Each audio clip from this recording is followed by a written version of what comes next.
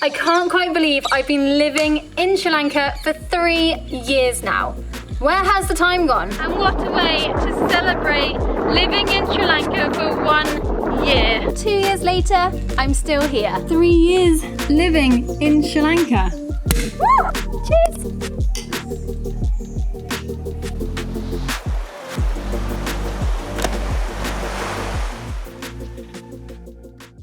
Well, it has been a crazy few weeks. Let me tell you, oh my God, I don't even know where to start. The police have taken Lahiri. They're going to the police station. It's like the country of dramas. Our tuk-tuk is literally on fire. Whoa. But this morning we woke up, made a coffee and went up to Colombo to say goodbye to my mum and dad.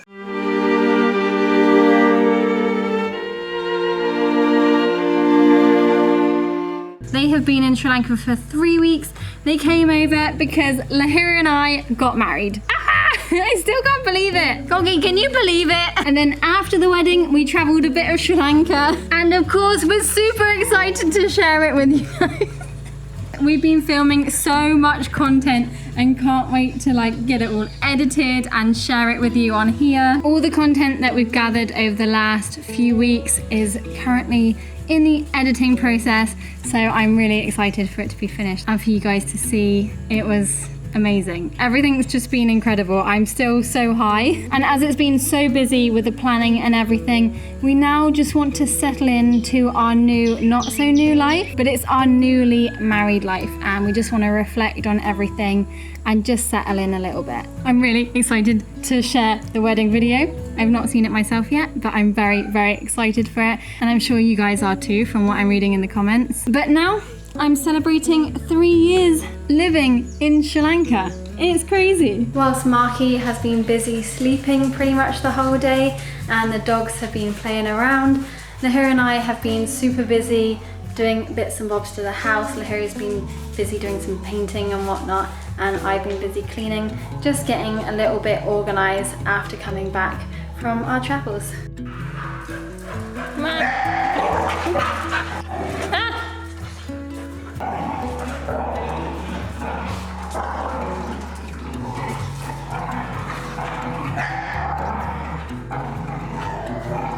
So I chose to come to Sri Lanka because for me it was like this paradise destination with the best of both worlds. Glorious beaches, abundant source of wildlife, mountains, lakes, so much to explore. It was at the top of my bucket list, and mainly because I had dreamt about volunteering at Animal SOS, and I hadn't quite got round to visiting yet because I've been traveling around a lot of Southeast Asia, and wherever I was traveling I was volunteering, so I was staying a long time. So as time went on, I never got round to visiting Sri Lanka until the perfect timing, that right moment when I could just book a ticket somewhere, and of course I chose Sri Lanka.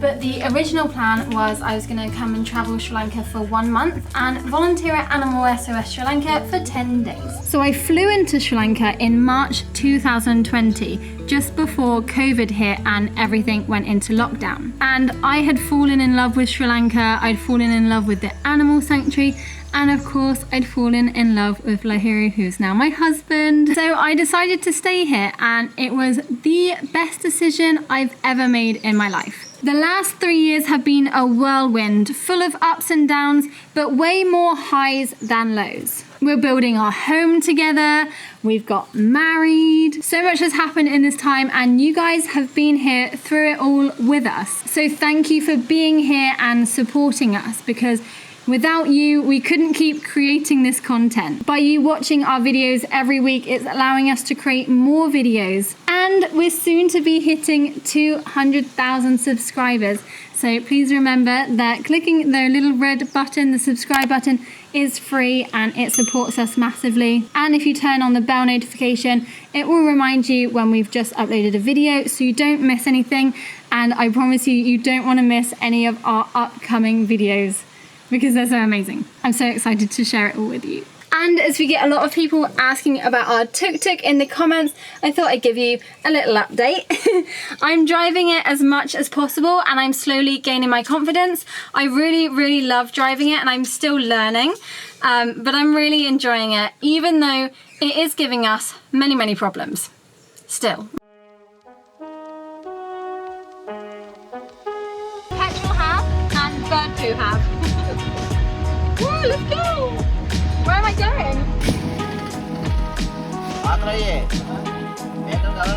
Our tuk-tuk is literally on fire. Like the wheel, the brake thing is smoking and it's really hot, and I'm really scared to drive any further. We've just found a garage, but I don't think they can fix it. So we're stuck. But we were actually in this place like a couple months ago, stuck in this position with this view, so it's not too bad. But it stinks. Smoking.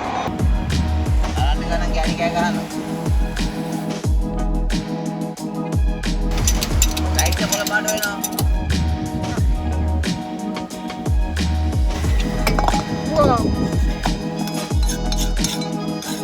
Oh my god, it's like having a barbecue in there.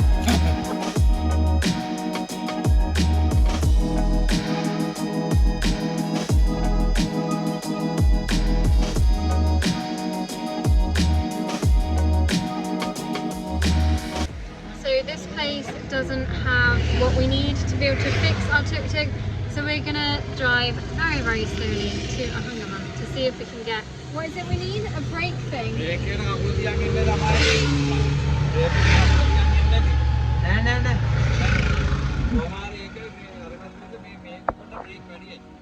Yeah, let's go. No brake.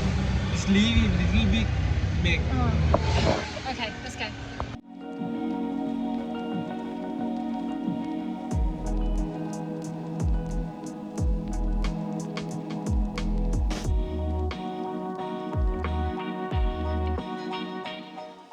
So the day after we got back to Ahangama after our travels, we wanted to slowly settle in to normal life without any dramas if possible, but of course it's not possible because this is Sri Lanka and it's like the country of dramas. So we were in Ahangama town. Lahiri was just parked up on his bike. He was actually waiting for Susantha and I to finish in the petrol station because we just refueled the tuk-tuk, and we started to drive off home, and then Susantha suddenly said, "The police have taken Lahiri, they're going to the police station." I was like, what the hell? Where is he? Where is my husband? He was in the back of the police tuk-tuk and they were questioning him and we didn't understand why. Roo, where's your ID and passport? I don't know where your passport is. What did we do with it last night?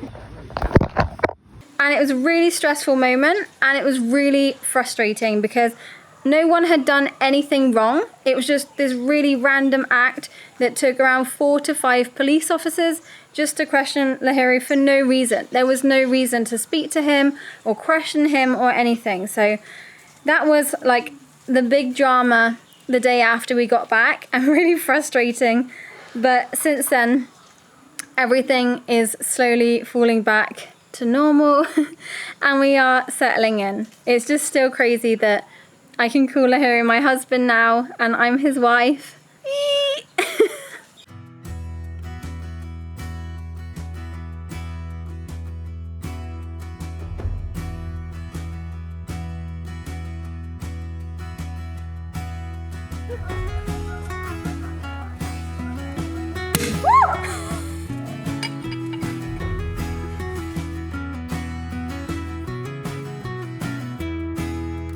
So thank you, Sri Lanka, to 3 incredible years, and here's to many, many more. Cheers!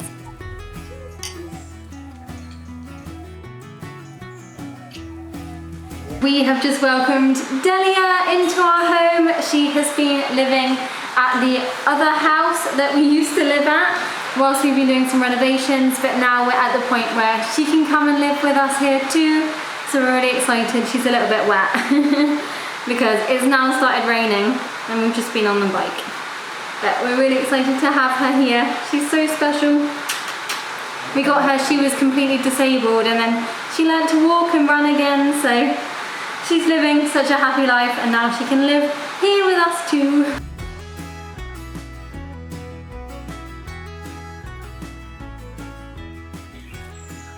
So what is Sri Lanka really like to live here, and will I be staying here for the foreseeable future? Well, Sri Lanka is obviously very, very different to the English way of life. I'm originally from the southwest of England, so it's very, very different in terms of culture, religion, food, climate, everything. So let me explain. The rules are different, very, very different. When it comes to driving, for example, there are rules in Sri Lanka. Like there is tests that you have to go through, just like there would be in England. But once you've completed those tests, it's like no one ever did it and there's no rules and everything is crazy. Like all the driving is just ridiculous and annoying. And yeah, that is very much different to England, because in England you have to stick by the rules. There's speed limits everywhere that people stick to. You go around the right way on the roundabout. Like the people on the roundabout have the right of way and you don't just pull out in front of people. You allow people to cross the road instead of swerving around everything. So in that sense, things are really different. The climate is obviously super, super different. We have a dry season and a wet season when we get the monsoons coming. So that's really different, because in England we experience 4 different seasons. So we have summer, winter, autumn and spring. So you really do see a change in the plants and everything, but here not so much. And it is seriously, seriously hot here the majority of the time. But where we're now living, which is still really close by to where we were before, it just seems like the climate is a little bit different. I don't know why, but it does get quite chilly at night, which I really like. It's good to have a little bit of refresh, but I love the heat. So I was really not enjoying England because I really don't enjoy the weather. It rains a lot, it's cloudy, it's freezing in the winter time, whereas here it's more of a consistent heat. So I enjoy that a lot more. But I do miss like when it's Christmas and you get the Christmassy feeling and you're all snug up in home by the fire, you know, that kind of thing. You don't get that so much here, not in the area that we're living anyway. So the climate's super different, but I love that. One thing that's something I quite struggle with is the pollution. There's a lot of pollution here in Sri Lanka, whether it's plastics or noise pollution and pollution in the waterways. So it just seems like wherever you go, there's always something that's not clean. That's something I struggled with at the start. I'm trying to get used to it now, but obviously it's not easy. Whereas in England, like everything's clean, you have people cleaning everything. But here, when it's low season, for example, the beaches are full of plastic and no one's there cleaning it because it's not peak season, there's not any tourists around. And then as soon as the tourists come, everyone cleans up, but it's just not consistent. And it's like there isn't that education around the plastics that there is in England, for example. So yeah, cleanliness is definitely a difference here in the public areas anyway. And something else that is really noticeably different is the stray population of animals like dogs and cats. They are everywhere, and a lot of people here don't see them as we would see them in the Western world. Like I grew up to know that a dog is your best friend, they're your family, but a lot of the time here people see them as pests, don't care about them, they don't treat them as well as they should do, as it's primarily a Buddhist country. So that's something I struggle with a lot. And whilst working in the charity animal sanctuary, you see a lot of abuse cases and a lot of neglect, a lot of trauma that happens because people don't respect the animal or care for them as they should do. So that's something I really struggle with. And recently, like really, really recent, there was a case where a driver decided to intentionally run over 2 puppies on the road, ending up killing the puppies. And there was this photo, you may have seen it, it's gone viral around on Facebook and everything, where the mother dog was just sat there looking at her babies. And so now there's like all these petitions going on. There's a lot of people that are trying to find this man or whoever it was that committed this crime and bring him to justice, basically, because that is disgusting. How can you do that? This isn't just a one-off case. This actually happens a lot in Sri Lanka. There's a lot of abuse cases, a lot of people that intentionally want to hurt an animal, and the dogs here. So yeah, that's something I really, really struggle with. And especially here, they see things completely different in terms of a pedigree dog to a street dog. Like they see them completely different, but they are all still dogs. But people like the pedigree dogs but don't like the street dogs. It's completely bizarre to me. So yeah, I'm still constantly struggling with that just because I see it every single day. And I think when people watch these videos, you think, oh, they're living like this paradise lifestyle, it's amazing, I wish I could live their life. But our reality is we work 5 to 6 days a week at the animal sanctuary, like 10 hours a day, and it's hard work. It's both emotional and physically demanding.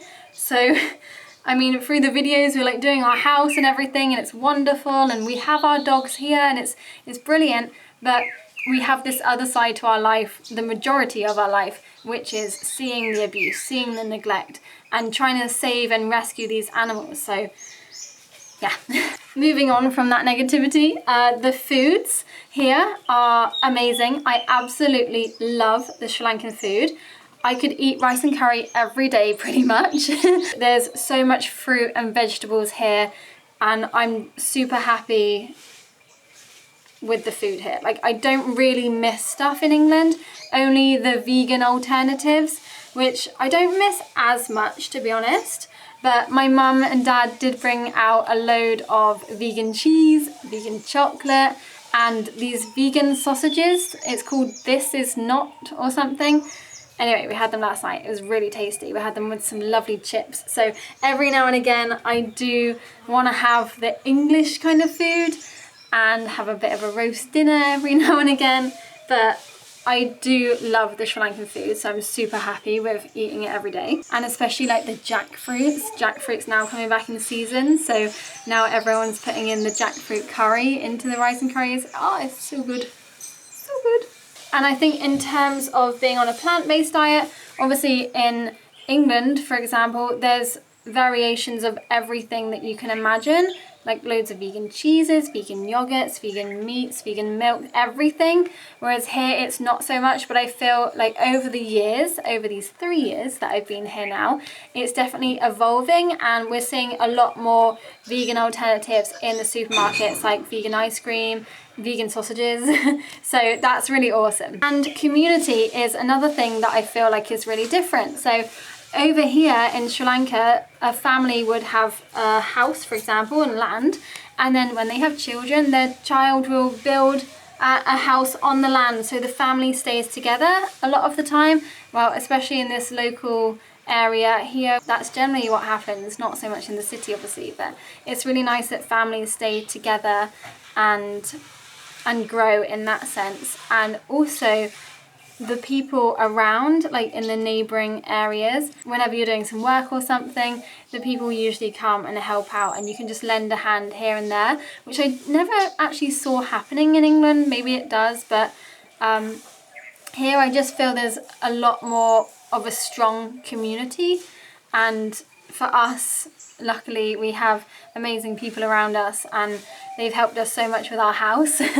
So we've always had people coming to help us whenever they can, lend their advice, lend a hand.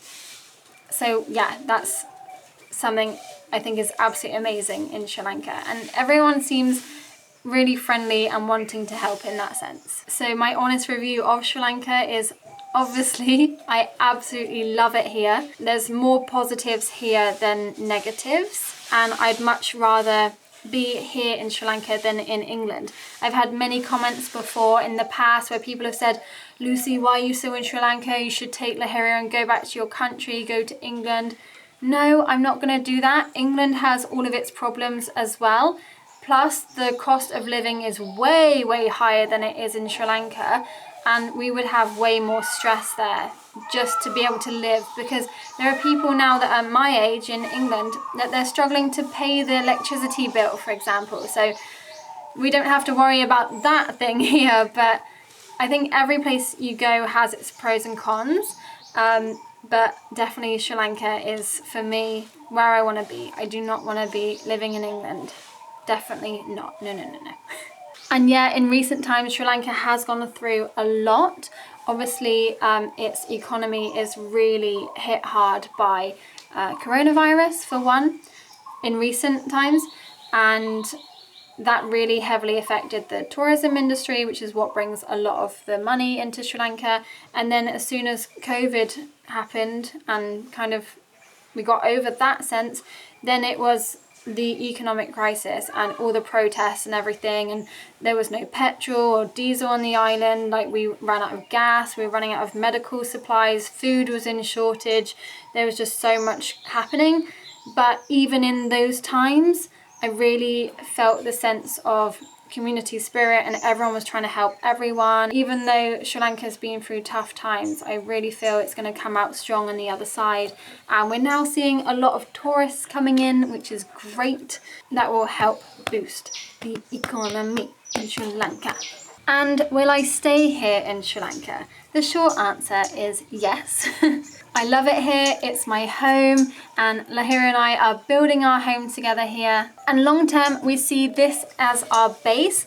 We're building this up to be our home, it's forever, and it would just be amazing to have this as our base, and we can go traveling and always come back to this space and have this as our home. And I still have the travel urge like running through my blood. Like, I need to go traveling. So I really hope in the near future you guys will see some travel content from us, because I just need to get this done. I need to do some traveling. And yeah, it's just really awesome that we have created this space and this community around us, that we can potentially do that very soon. Fingers crossed. Plus, I really want Lahira to experience traveling as well, experience the thrill of flying and going to a different country and learning new things about the places and the culture and the people and the food and everything that is involved with traveling. So yeah, I'm here to stay, Sri Lanka.